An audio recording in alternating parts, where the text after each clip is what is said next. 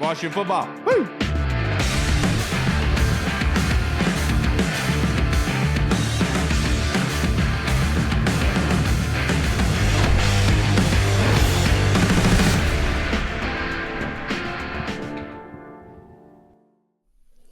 Hello, everybody, and welcome to the Burgundy Zone.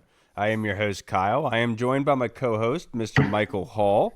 The title of tonight's episode is The Chicago Showdown. The Burgundy Zone is a part of the Frederick Podcast Network. You can find out more by going to www.listenfrederick.com. And to be able to prep for Chicago and the showdown that's going on Sunday at 4 o'clock, we thought we'd bring in a good friend of the show, the voice himself, Mr. Mike Callow. Thank you for joining us again, brother. How are you doing?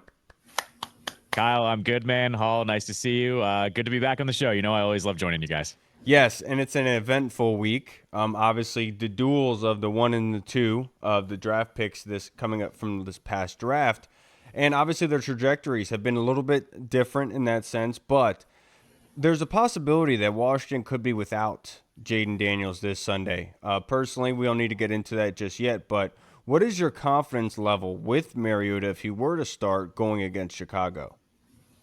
Ooh, confidence level. Let's do like a percentage here. I'd say like 60 to 65%. I don't love having the backup quarterback, but look at what he did with the Panthers, and not just because it was a bad team. Let's be honest here. Like, the Panthers were missing a ton of starters on defense, basically playing some practice squad guys.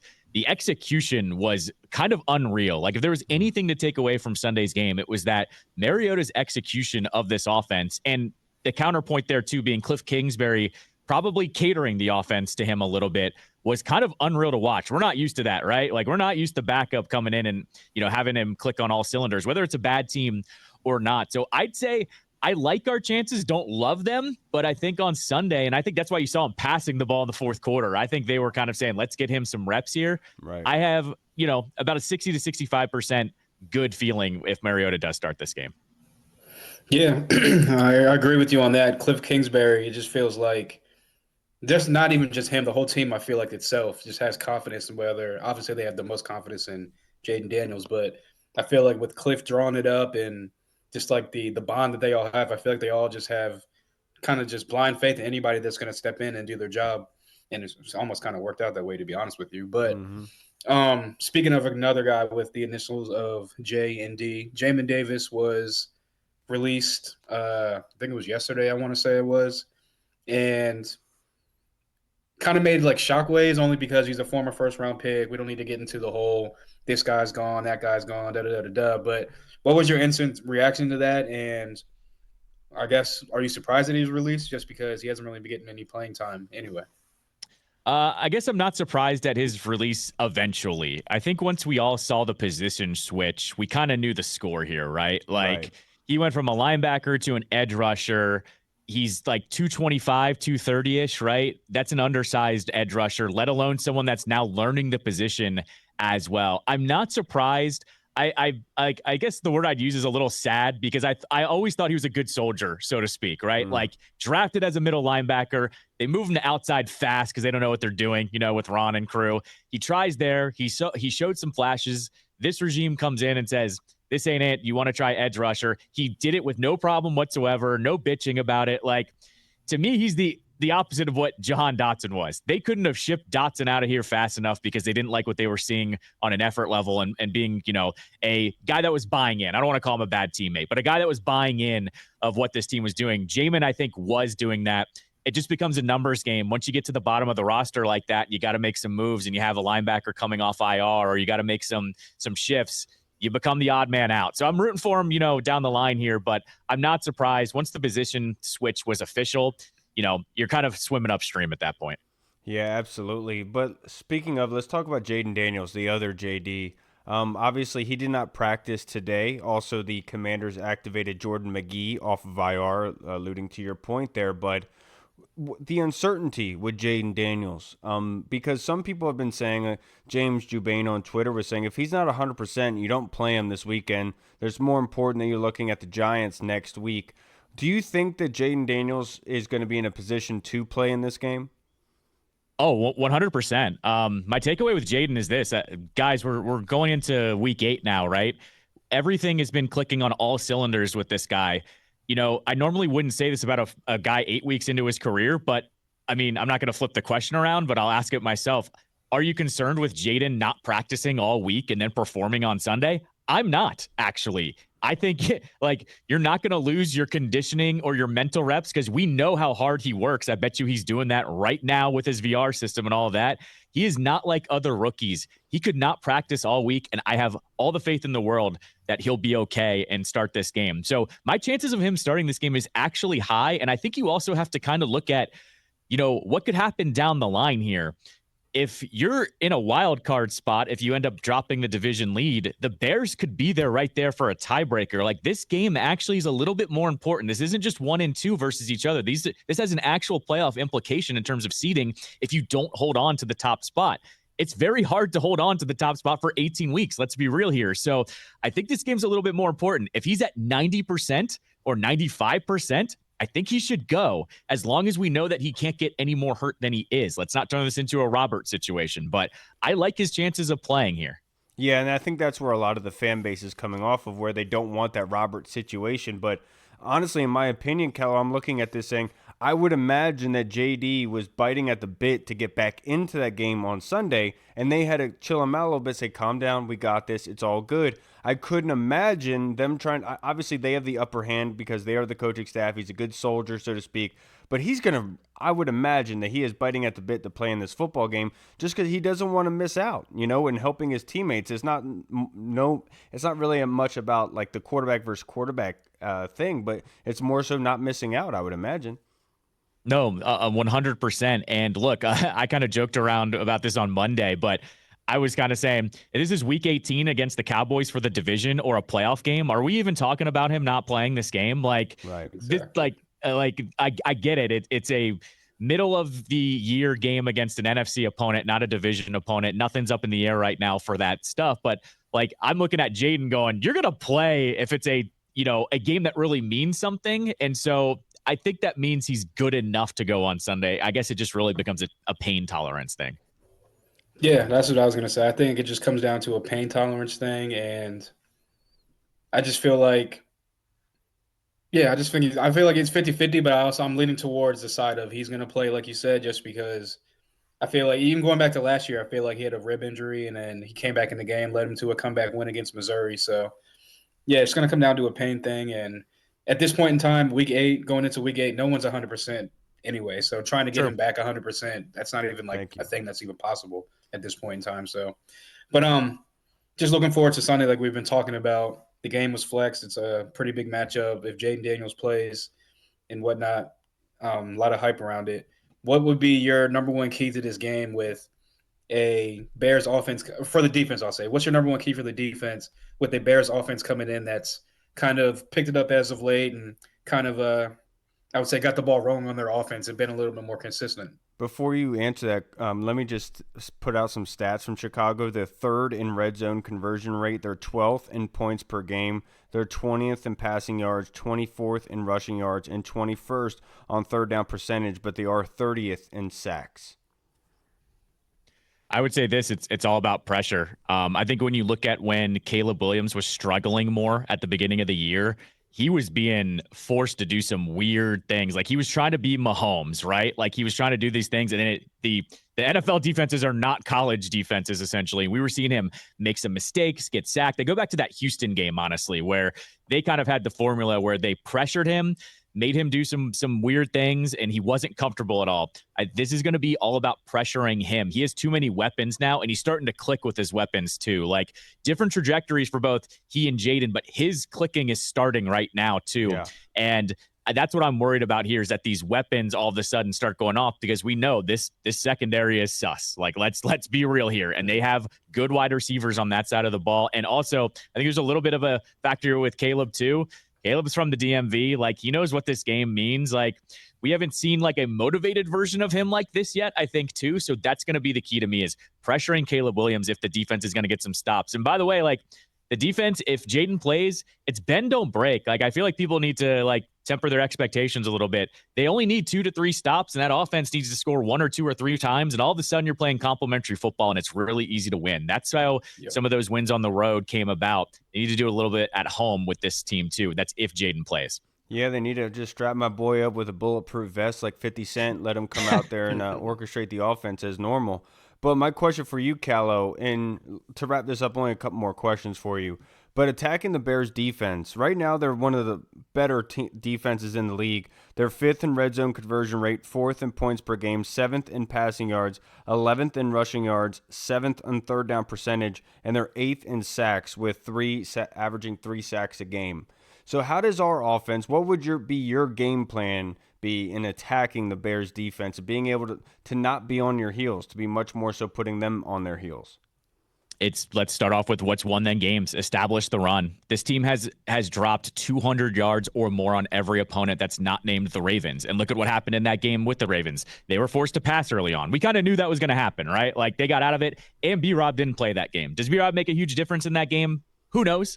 But it's going to be establishing the run. They also have a good pass rush. One of the underrated storylines. Montez Sweat comes back. Like he's having a good season this year for them too. Like I look at this as you need to establish the run, make sure they're not teeing off on whether it's Jayden or Mariota in this case, where you're forced to pass the ball. This is where it kicks back to complimentary football with me. Defense needs to get some stops. They need to establish the run, shorten the game up a little bit. The best part about establishing the run with this team, too, it doesn't matter who's back there. Like if they're on their game, all three running backs have had really good games. So for me, it's going to be, establishing the run, hitting some play action, and Cliff has been in his bag when it comes to motions and getting guys open. So if you do that first, I think the offense stays open and they have a good shot to execute that. My man. And then, Callow, this season, ever since Brandon Coleman has come back, they've done a good job of being able to use 50% snaps here or there between him and Cornelius Lucas. With Brandon Coleman in concussion protocol, obviously Dan Quinn, as presser, said that he's hitting all the markers that he needs to hit. But let's say he does not play in this game. How confident are you in the O-line going against a very athletic, a very sound defensive line and four-man structure where they're able to create some pressure? To me, this one goes down to the coaches, and I have all the faith in the world on this coaching staff. They've done all of the smart things. It feels like everything we've been yelling about for fans for like the last 15, 20 years, this coaching staff has taken care of. It's getting guys beyond the sticks, getting guys help when there's a good edge rusher, having good clock management. This is what it falls into. Cliff and Dan Quinn both know that if it's just Lucas and he's got to block one of those edge rushers one-on-one, they're going to give him some help. And that's one thing, too. It goes back to the running backs. Jeremy McNichols has been awesome at pass pro this entire season. So I look at that as a point of it's not about the player for me. This is going to be about scheming this one up. And I have all the faith in the world that this coaching staff's going to do it because we've seen it now every game this season. They do not have self-inflicted mistakes. They kind of know what's up going into each game. I think this would be one where you put Ertz and Sinnott out there, maybe two tight ends.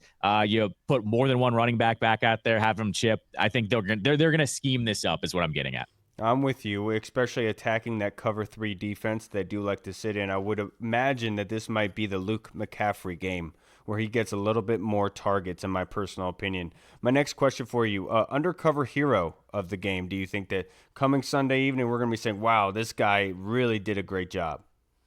I think continuing Ben Sinnott. Like he finally got on the score sheet last week with 2 catches, one of them for a touchdown. I think we've been waiting for it. Like we've seen it in a couple games too. I think it was the Monday night game against the Bengals where even Troy and Buck said there was going to be a set play for him. And I forget what happened. I want to say there was a penalty or the ball got tipped or something.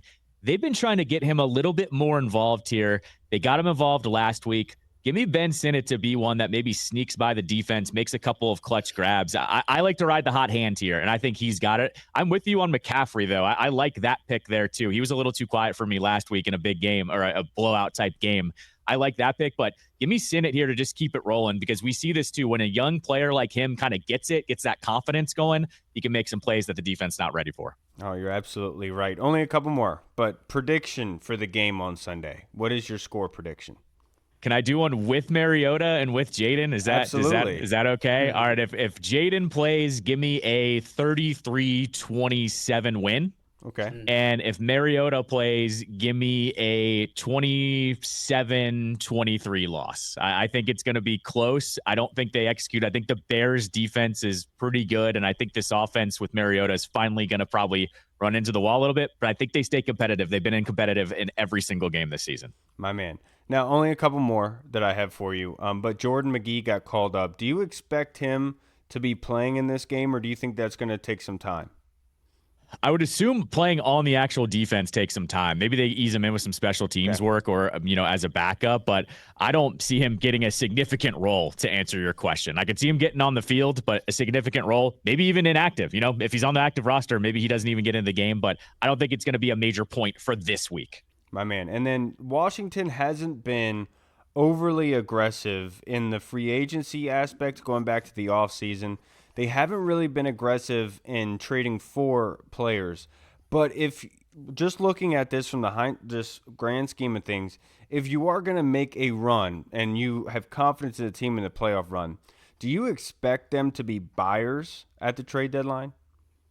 I expect them to be bargain bin shoppers. Okay. I'll go with that. And here's the funny thing about this: should they or shouldn't they go quote unquote all in? And I've been talking about this on my show, ESPN 6:30, 3 to 5 every day. I've been talking about it on my show. Where what does all in even mean these days in the NFL? Because if we're talking all in, if the Jets and the Bills went all in, that's a 3rd round pick. If the Chiefs went all in, that's a 5th rounder or a 4th rounder, depending on what happens. If we're talking about a mid round pick here, guys, go for it. Like the veterans on this team kind of deserve a shot. Like you signed Bobby Wagner and you signed Zach Ertz, and this quarterback is so much further ahead of you.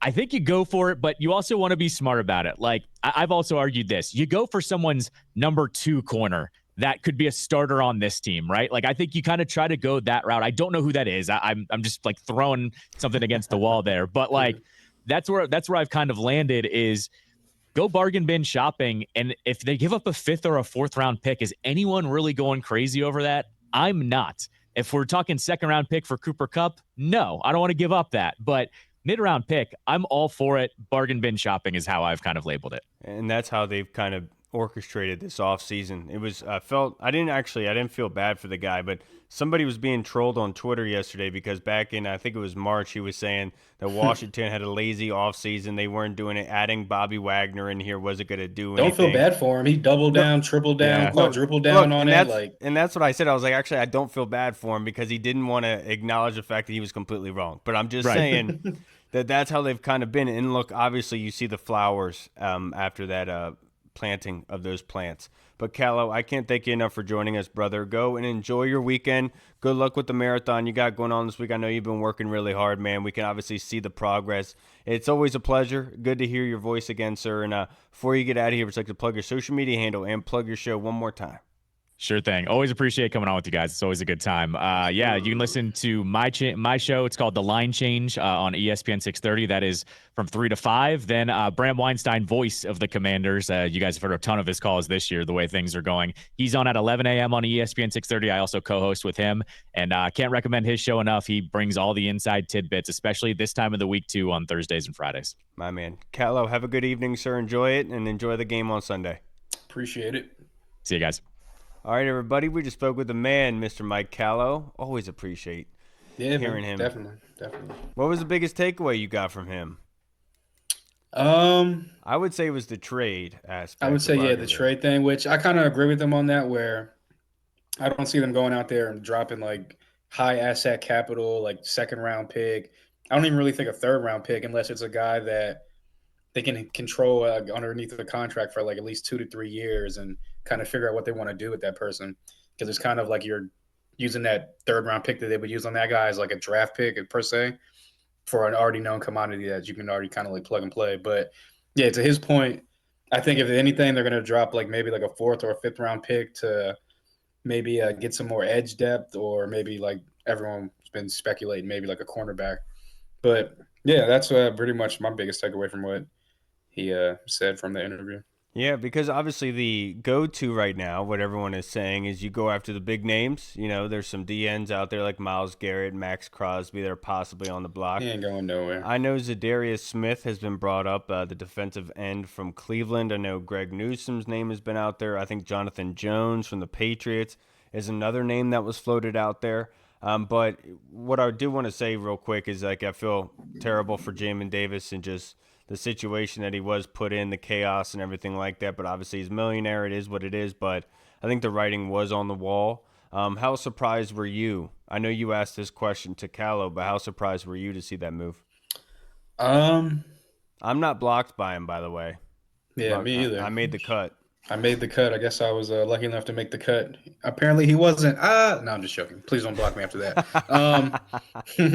Nah, but I would say I was only a little bit surprised, only for the simple fact of like we were talking about in the Discord, like Armstrong, like he might be back, he might not be back this week, but just with the injury to John Allen and Obata coming back, but still kind of trying to work into things. Um, I thought that maybe this would be the week. Okay, maybe he gets a couple, kind of like the Forbes thing, where you don't really notice him, but you look back and you're like, oh, he played 4 or 5 snaps.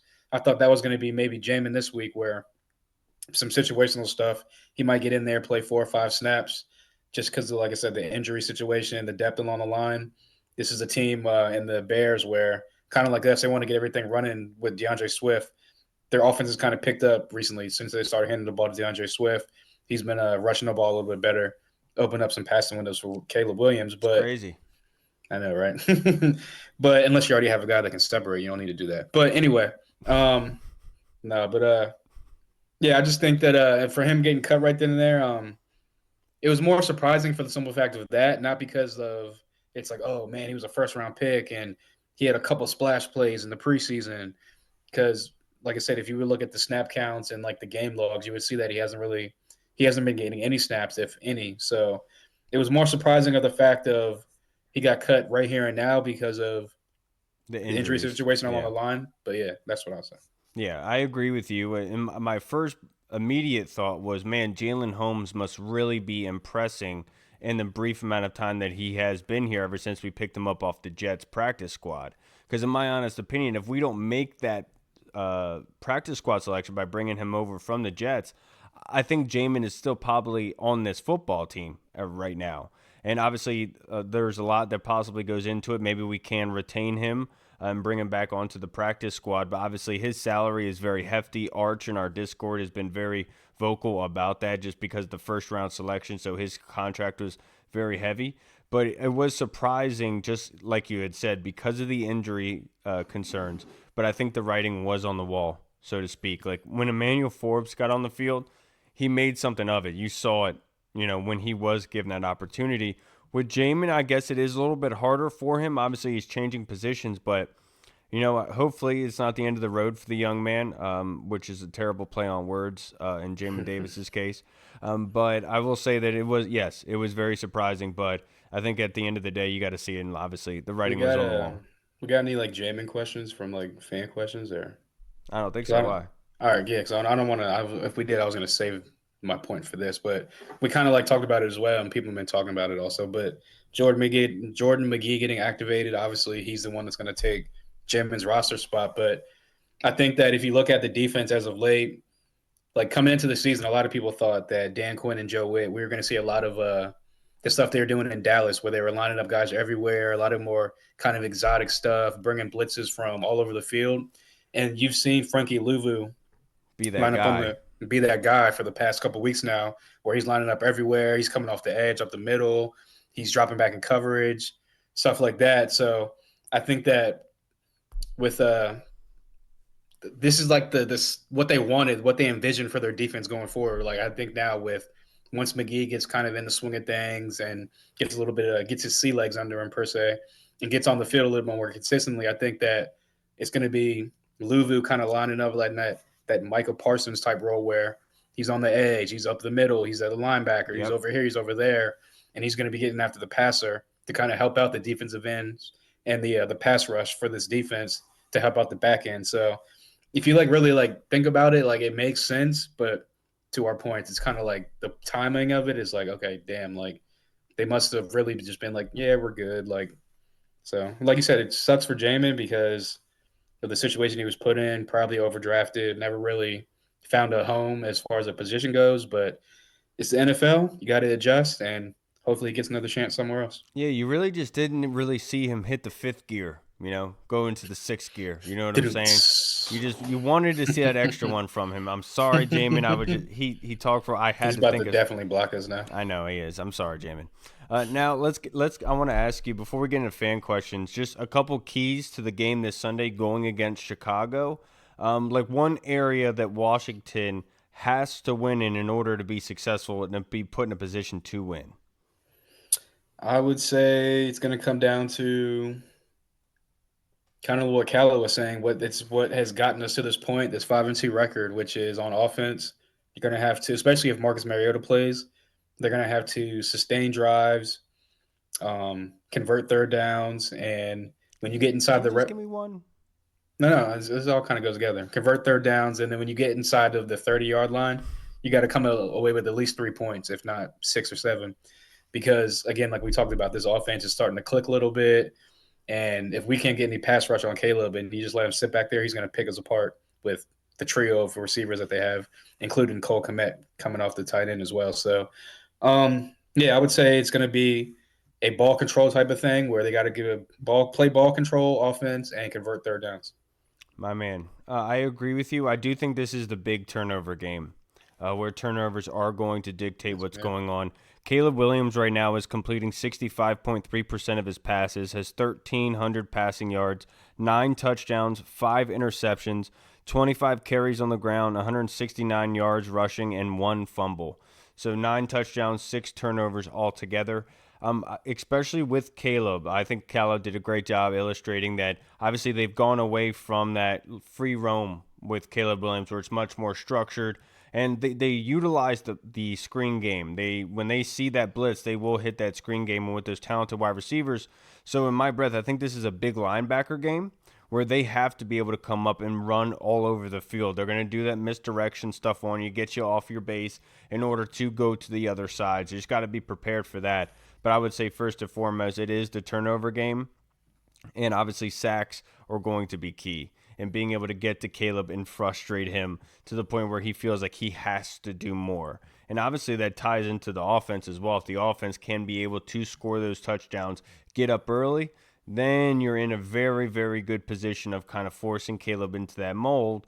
Because what we learned from Todd Bowles in week 1 is going against a rookie quarterback, you got to pressure them. You got to send a lot at their face, and you got to make sure that they are getting antsy. You know, they're getting a little sweet in their feet, so to speak. But before, to your point about the linebackers, like I said, they've been getting DeAndre Swift more involved in the running game, Roshan Johnson as well. But they're going to try to get DeAndre Swift on the edges, get on the outside with that outside zone runs and stuff like that. And they're going to get him involved in the passing game and the screen game, kind of like we did with Eckler, where he's going to be in the screen game, the flats, line him up on receiver. So to your point, the linebackers are definitely going to be a big part, a big key, just going sideline to sideline, chasing DeAndre Swift around. yeah, and I said this in the there was a space earlier in the week, and look, I apologize for it. I shouldn't have said this, but you know what? A Bears fan was talking really proud, saying, "Okay, well, what is your guys' key for Washington to win this game?" You know, I waited a while, and I was like, "You know what? I'll chime in," and I said, "It's 3 words: nail polish remover." That's what it is. And that's what I hope our defense is this weekend, is just wiping that field all of nail polish. That way he is running kind of like Callow was talking about before we started recording with that marathon runner, where he's just running with stuff running down the back of his leg. You know what I'm saying? You're picking up what I'm putting down. You smelling what I'm smoking, brother? I'm smelling what you're stepping in. Now, our question, first one being from the Colonel. Let's face it, we are a playoff team. That said, what next? Are we going to swing for the fences with a couple impact players, or just plug some holes with some journeymen? Personally, I think we're just plugging holes. We could have gotten D-Hop for pennies. Ooh, plugging holes. Yeah, no, we're plugging holes. I think we're plugging holes with some, like Callow said, some bargain bin type of guys. We're not gonna. I think this offseason, just with the growth of this team, how fast they've kind of burst onto the scene, how everyone's kind of coming together. They're definitely ahead of schedule, and I think they're number 3 in the NFL right now, going into the offseason with 124 or something like that $1 million in cap room, or spending money, I should say. Obviously, there's going to be a couple guys on the roster now. They're going to get contracts and stuff coming off season, but I would definitely expect them to just kind of keep on the path that they're on right now, as far as like with the team that they have and with the chemistry they have. And if they're going to add an outside piece, it'll be like a 4th or a 5th round pick for maybe like a guy, like we said, like Zarius Smith from the Browns as the edge rusher, maybe Denzel Ward if Cleveland keeps on going with the fire sale, for maybe like a third, one of the later thirds, and maybe a 4th. But I would say that Yeah, I think they're going to keep on the path they are going on in 2025 offseason, or I guess next offseason, whatever you want to call it, is when you'll see them start to get a little bit more aggressive and make some moves. Yeah, look, DeAndre Hopkins is like I really look up to DeAndre Hopkins the way that he's carried himself throughout his career. I put him up there with like Terry McLaurin in the sense a guy that is not a knucklehead off the field. He doesn't complain and he just goes to work, does his job. Obviously, we'd have loved to have added DeAndre Hopkins here, but I am so happy for him that he's able to go to Kansas City. Finally Just gets to play for personally, a championship. yeah, and obviously he would be competing for a championship here as well. Just I know. I'm just saying, like, just I mean, he's on the stating the Chiefs. obvious. He's on the But Chiefs, so like the yeah, chances are like. stop that. But I will say this: like we Noah Brown, I think is very similar in stature. Obviously, the hand size is not anywhere comparable, or the catching ability, or the route running, and just the sense of what D Hop can really provide for you. But I would just say that at that point you're really competing with the snap counts and that so to speak, and we really haven't gotten to see some of these guys to their full abilities yet, and we're just scrapping the surface, so to speak, of what they could possibly provide for us. So as much as I am looking and saying obviously you would love to have D-Hop on your team, I'm also not overly concerned about it. He's going to a good situation, good for him, but it's not like this offense at this point is one wide receiver away in D-Hop from going to the next level. I think there's more layers to it, and those are probably more impactful than it would be by adding D-Hop. Obviously, To your point, that leadership would be. yeah, leadership would be key. And I think they said he's played with like 17 different quarterbacks throughout his career. That he's caught a pass from, and he's still putting up numbers, doing his thing. He's not the D Hop of old, but again, I can sit here and say I was wrong. The offense is number one or they're top five in the NFL, or number one points per game or something like that. So I would just say I wouldn't be adding to the offense as far as like receiver goes or anything like that because again, like I said, I was wrong. They knew what they were doing, and they've been scheming it up and drawing it up well, and guys have been contributing. So I would just say if they're going to add is definitely going to be on the defensive side of the ball. Yeah, now the next question from the Colonel. Needless to say, Montez Sweat is salivating for Sunday's contest. Hall, how's he going to do?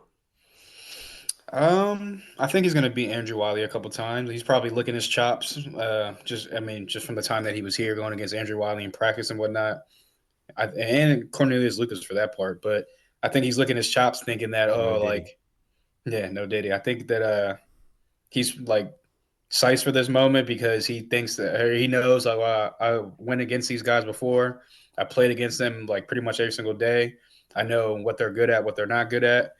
But I just feel like the coaching this year is 10 times better than what it was last year. And again, he's going to beat Andrew Wiley a couple times because Andrew Wiley gets beat a couple times a game. But I do think Cliff has been smart throughout the season with Luke McCaffrey, Zach Ertz, Ben Sinnott, John Bates, Zacchaeus, even that sometimes lining them up tight or tight end, obviously on the edge of the line, but lining the receivers up tight, chipping on guys. You got guys like Eckler, B-Rob, or McNichols that chip guys are good in pass pro, chip guys before they get out into their routes. And Cliff Kingsbury's been really good with over-aggressive guys with the screen game as well. So I think that they're definitely going to be prepared for Montez and these guys. But to say Montez is not going to be like hyped up and ready for this matchup would definitely be an understatement. Yeah, I definitely do think that he's going to do well, Colonel. I do. I think that Andrew Wiley's going to win some. I think Montez Sweat's going to win some. I think one of the biggest worries that you have with Sweat is his ability to knock down passes. Is that length of his arm. So you do have to be cognizant if you're throwing a quick pass to that side. If he gets his hands up, you got to be able to put it in a spot where he can. And obviously, Jayden has done a good job thus far, but just something you got to be cognizant about when you are throwing to that side of the field. But ultimately, I do think Andrew Wiley is going to replicate what we saw when Montez Sweat got drafted. I think we all remember that draft day video of Montez Sweat. I think it was his cousin or his brother or somebody hugging him from behind. I think that's going to be just no separation, my friend. Just all up tight on you, holding it tight. No breath at all in you. That's what I think is going to happen with Andrew Wiley at some points. Andrew Wiley is playing on a different level at this point. And I do think that Andrew Wiley is up to the task. Obviously, they know each other very well, but Montez Sweat, I'm sure, is very looking forward to this. And Washington and Andrew Wally, I'm sure that they know that, and they're going to have a good plan for it, in my personal opinion. Now, the next question that we have, this one was submitted by Tony Franchise on Twitter. Tony's question is, if I could pull it up here. After Darrell Green getting his jersey retired, who do you think is next or should have their number retired? I think Riggins and Art Monk should be next. Yeah, those two make the most sense. So I mean, those are two. I was gonna say either or of those two, but I would go with your answer, Tony. Either Riggins or Art. If you should know better, Tony. You should know better what I'm going to say here, because this guy was one of the best, most elite wide receivers in the NFL, and that is Mr. Terry McLaurin. He's the next in line to be able to get his jersey retired. He's been working his tail off, and after we win the Super Bowl, that number is going to be retired before he even retires. You know what I'm saying? Let's make that happen. Because Terry McLaurin deserves it. I heard his interview with Rich Eisen, dude. He is such an awesome dude. I mean, so Right? down to earth. Just like he has great interviews. It's just he's very good at answering and very Yeah, I was gonna say knowledgeable. he gives long, thoughtful answers. Yeah, and obviously he's very good at what he does. I'm sure he has a media career after he leaves. So I'm just saying, it's my boy Terry. All right, no disrespect to Riggins and Monk. Obviously, they should have their numbers retired. Just let me hype up my boy a little bit, all right? Because that dude is a freaking menace at this point. Now, the next question that we have, this one was submitted in the Discord. And this question from Tim Towner, the over-under versus Chicago this Sunday is currently 43.5. What say you? Over, under? I'll go with the over. Even if Jayden doesn't play in this Mariota, I think it's still going to be over. I think that if Jayden plays, then the offense is not going to be obviously humming like it. Oh, I hope it's humming against like it was against the Panthers, or the Bengals or whoever it might be. But I expect them to put up points and do their thing if Jayden Daniels plays. If Marcus Mariota plays, I still expect them to do their thing. There will be a little bit more shakiness here and there because he gives you a little bit more variance, up and down roller coaster type of play, and definitely puts the ball in harm's way a little bit more, which is why I think that if Mariota plays, he'll give them a couple more chance or two more on offense for them to get better field position or whatever it may be. And so I think that over, regardless of quarterback for our team. Yeah, we're not going to be Reed in this game. We're not going under the table at the family dinner, all right? We're staying above the table. I do think it'll be over, regardless of who the quarterback is. The big question here, Tim, is the running game. Because obviously, like Callow had alluded to, the Panthers did have a lot of guys missing. The Bears do not right now. They're firing on all cylinders. Obviously, it's a big question if Brisker is going to play in this game. But they are very good and sound at what they do. So if you don't have the ability to run the ball consistently, if you don't have the ability of Jayden Daniels of being able to pick up those yardage to create things to make it easier on your offense to convert those third downs, it might be a little bit more difficult. As much as I'm looking at this thinking it's going to be a low scoring game, I'm looking at it saying I just don't. I think the offense at this point is doing a very good job of just being able to create things. And do I think it's going to be similar to what we saw against Carolina? No. But I do think that they'll be able to put some points on the board. I think we have enough playmakers here to be able to make it happen, and especially the coaching staff to be able to find the ripples into what's happening. So I will say over. I will go. The next question actually feeds into that haul. This one from Tony Shivers. Do you think Cliff's knowledge of Caleb will have an impact on game planning? It's a good question. That's a good question. I would say, I mean, maybe like a minimal, but like not really like that big of an impact, if any, just because of he's playing. I mean, obviously he's going to say like, hey, he struggles with this type of throws or he struggles with pressure from this side or like whatever it I may wouldn't say be. that. I would say it's much more so of what he wants to see, what he likes to see, and what he's really That successful too. in. Right, that too, yeah. But I would just say because like a lot of people said like, oh, Cliff gave some pointers to the defense and Joe Witt with Kyler Murray and da da da da da. I just think Kyler Murray didn't want to run the ball that day for whatever reason. It was really weird. So I just think that yeah, it'll be like a minimal effect if any, but it's different system. Like, and then like Dan Quinn and like this coaching staff, they've also scouted Caleb Williams like throughout the draft process and stuff like that. So they're very familiar with Caleb Williams because of the draft process and everything like that. The whole coaching staff. So I wouldn't say it's just Cliff that would have like impact, but I think it's more of Joe Witten scheming up the defense, and the defensive line will have a more of an impact on Caleb Williams' day than maybe Cliff giving the defense and Joe Witt some pointers. I definitely think Cliff has a very good indicator and a very good idea for what Caleb Williams likes to do. They know what he wants to do, what he sees. Obviously, he's not the same now as he was when he left USC. So obviously things have changed, but football is a very simple game. And I'm sure that Cliff Kingsbury would be able to provide the same thing any defensive coordinator would be able to provide you in sense of what are you going to do versus Caleb Williams. And the biggest thing is pressuring him, keeping him inside the pocket, not allowing him to run around the field and make those certain plays where he's able to extend the thing and be able to hit somebody deep, especially with the weapons that he does have. But the question is, can you? Can you be able to suffocate him in that pocket? Can you force him to stand upright, take one in the chin, and deliver a football in a very tight window? And that comes down to the defense of being able to actually execute on those plays. So do I think that Cliff will provide some insight? Absolutely, he will. And it's obviously priceless. But we also have to take into consideration that the Bears have had their bye week. So they've been able to sit there and watch Washington for the past 2 weeks, be able to pick them up a little bit more. But that being said, they also have Washington still has some things up their sleeve that they haven't even shown yet. And Dan Quinn kind of alluded to that in his presser earlier today. So I think that Cliff absolutely provides insight, but ultimately it comes down to the execution of the players, staying fundamental, staying in your gap, and continuing to play with your instincts like we saw Dante Fowler do last week. And obviously this is not the same as the Carolina Panthers, but you have to be able to be physical up front, and you got to be able to move guys around and get them at Caleb Williams' feet and keep him in that pocket and make sure that he has those happy feet in there and that he has nowhere else to go. You don't want to make it easy on him. You don't want him to do what he likes to do, which is dance around the field and find somebody open, obviously. Now, the next question that we have in the Discord, this one is from Andy Lockhart. Oi! In the One Point Safety Show in the UK. What do you think it would take to get a trade done for Max Crosby?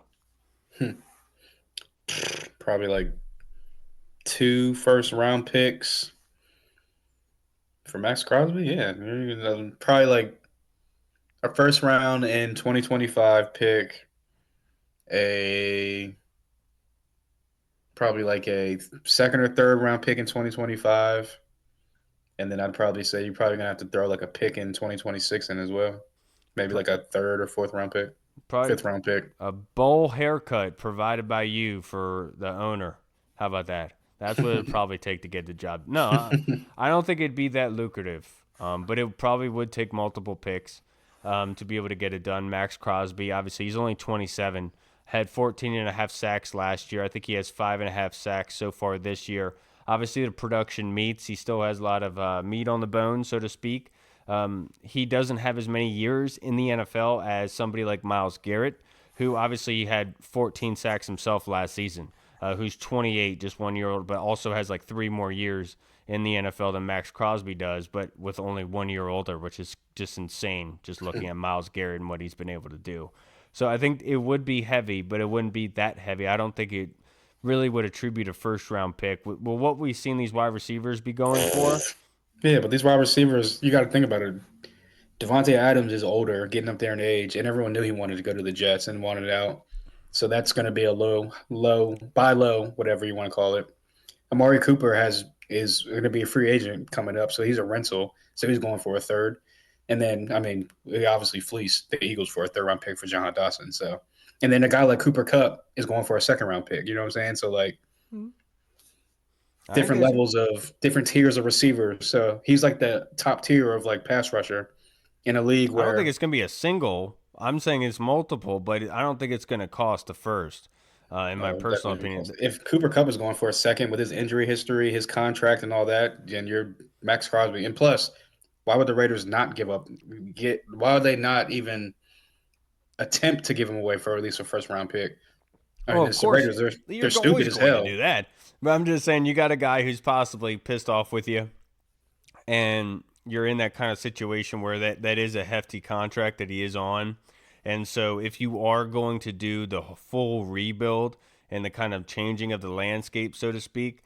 Tom Brady, obviously being approved to be part owner, might have something to do with that in the sense of having to reshape this team and being able to have extra money in free agency, being able to get a good GM in here to be able to change things around. And just like we did with Adam Peters, moving guys around here and there does help, and having that extra money at your disposal a little bit more intriguing for you to come along. But it's a far shot, obviously, He ain't because going nowhere. he's an elite. I know he's elite defensive end. I'm just saying. Maybe like after next year when the Raiders suck again, then maybe he might be like, "No, I'm trying to get out of here and like win," but definitely not this year. Yeah, I mean, who's to blame? You're not gonna blame him. Look at his owner. He wears like a backpack. Do you remember when Kevin was like hyping up Harris, and he was Yeah, he was dog, like, it's "I so have the funny. best." He looks Dog, so cool, man. Like he looks like an anime character. literally, he looks like he's like that meme where I think it's like I forget what actor it is, but he's like the dude from Boardwalk Empire, the older guy. I forget his name, but he's like, "Can I have one marijuana, please?" And he's like dressed up like a high school kid. And it's just like, why are you trying to like dress like you're like 25, 30? Like, look at my drip, guys. Like, what are you Like a doing? Dragon Ball Z villain is what he This looks like. man, speaking of cracky, this man is just like so just like giving up on his team this year. He's just like usually, he's the one like in the group chat back in the day, like, oh, this, that, and the third, talking crap. This man is just like almost like defeated. He's just like, yeah, we suck. Like, I don't even care anymore. Like, I'm about to figure out something to do on my Sundays. I don't want to watch this anymore.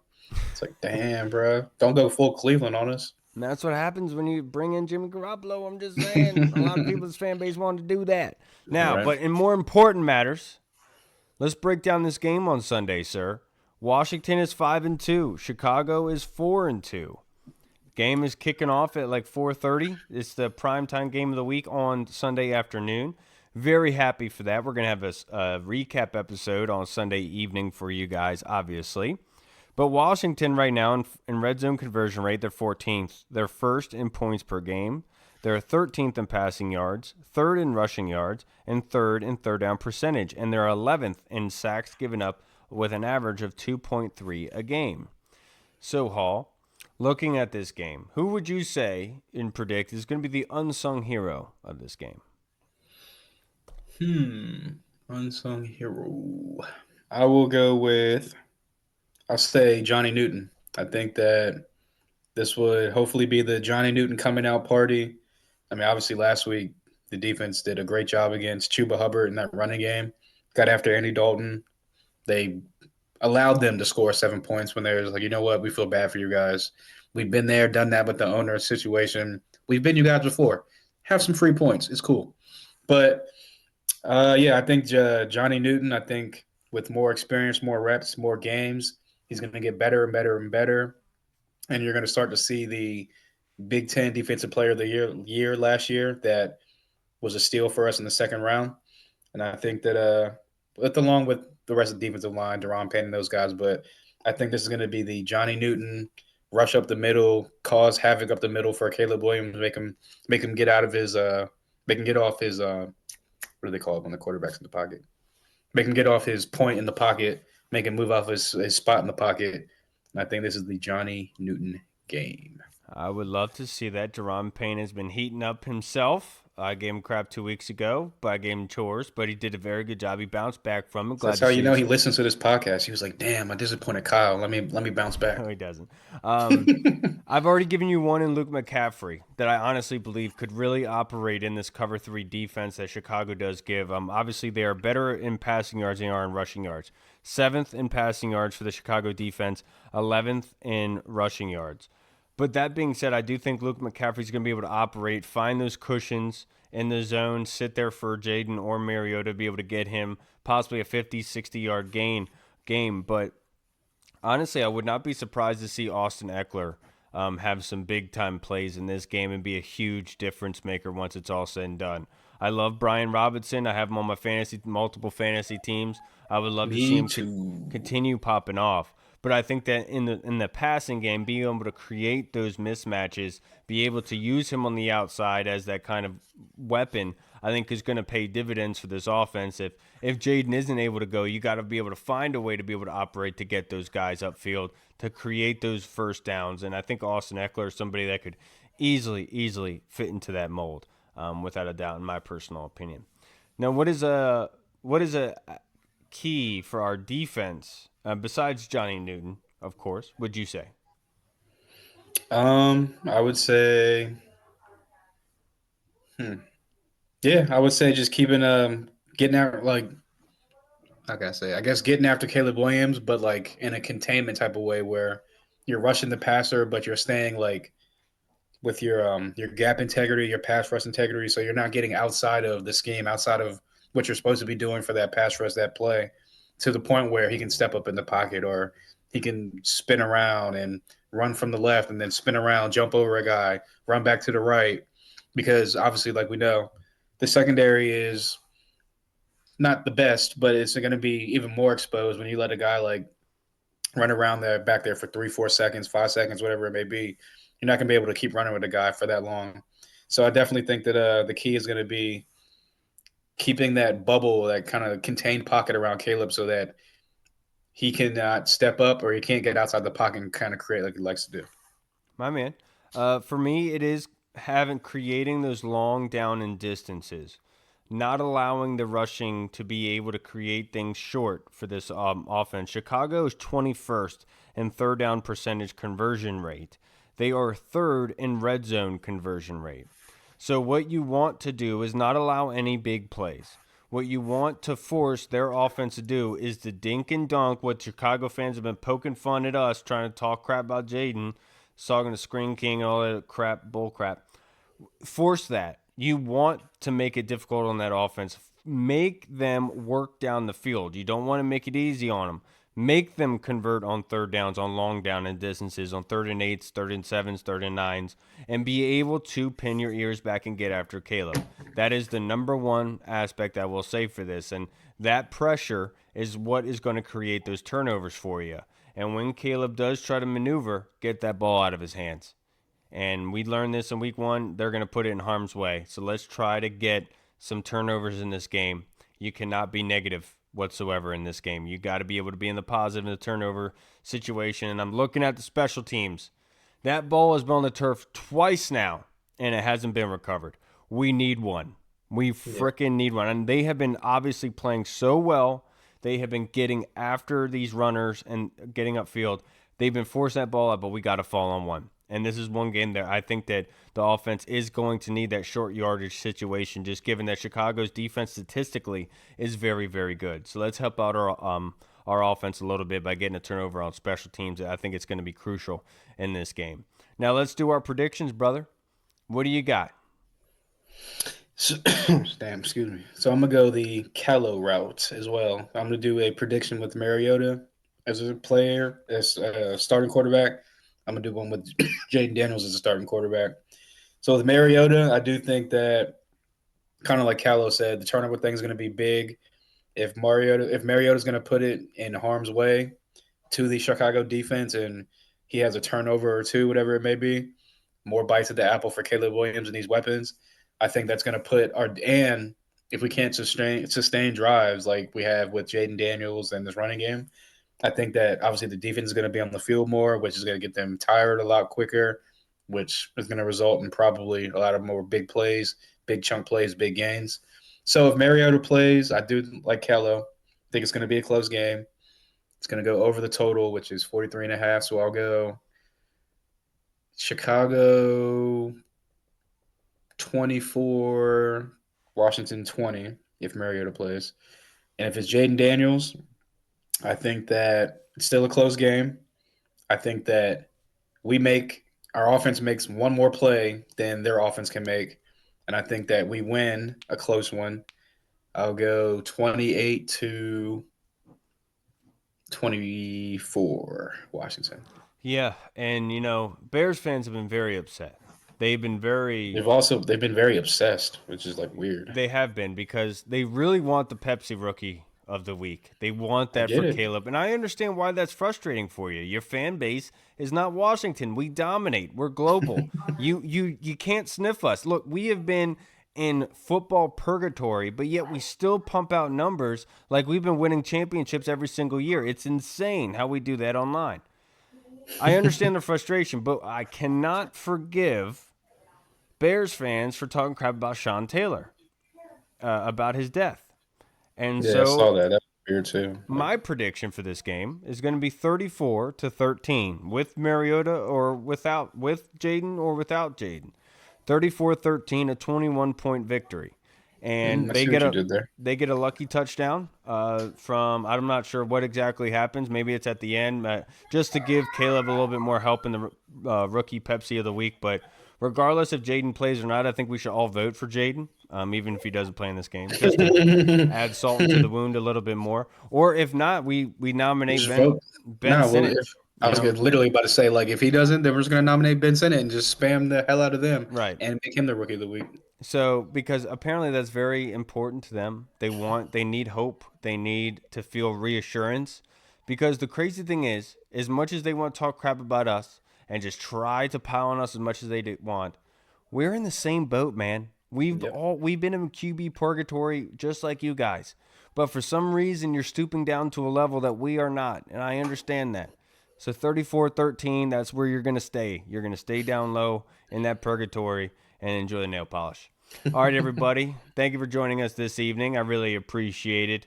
We love you guys. We couldn't do it without you. Thank you to everyone for your fan submissions. Tony Shivers, thank you to Tony Franchise. Thank you to the Colonel, Tim Towner, Andy Lockhart, and Yam. We appreciate you guys. We love you. And we'll see you again on Sunday evening. Enjoy the game this weekend. It's a blackout. We're doing the All Blacks. We're going to do the haka to come out, bah, bah. We're going to get it done. You know what I'm saying? All right, everybody. I'm Kyle. I'm Hull. And we'll see you guys again on Sunday. Have fun at the game in the All Blacks. Make sure you're dressing up for it. Have fun at the Bears Super Bowl, because this is their Super Bowl of the season right here. All right, everybody. Washington football. Woo! Peace.